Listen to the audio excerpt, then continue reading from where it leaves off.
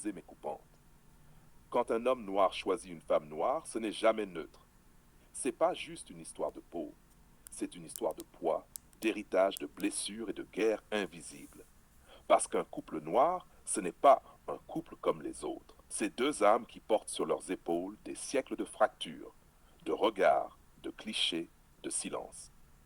La femme noire, elle arrive souvent avec un mélange de force et de méfiance. Force parce qu'elle a été conditionnée à porter, à survivre, à s'imposer. Méfiance parce qu'on lui a répété que l'homme noir allait la trahir, la délaisser, courir après l'exotisme. L'homme noir, lui, il vit avec un double poids. On attend de lui qu'il soit le roc, l'animal viril, le guerrier indestructible. Deux, mais on l'a aussi fragilisé, humilié, réduit à un rôle de consommateur de chair et de plaisir. Alors quand il choisit une femme noire, il choisit de s'affronter lui-même. Parce qu'il ne peut pas juste être l'amant, il doit être le témoin de son histoire et le protecteur de son miroir. Mais voilà le problème. Un couple noir peut être magnifique, flamboyant, royal, quand chacun accepte de se reconnaître dans l'autre, sans chercher à se fuir. Mais il peut aussi devenir un champ de bataille.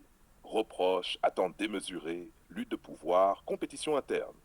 Pourquoi? Parce que beaucoup de femmes noires reprochent à l'homme noir d'être absent et beaucoup d'hommes noirs reprochent à la femme noire d'être dure, castratrice, impossible à satisfaire. C'est la vérité que personne ne dit, mais que tout le monde vit.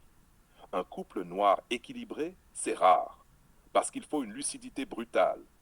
L'homme doit assumer son rôle de leader, pas juste en parole, mais en discipline et en vision.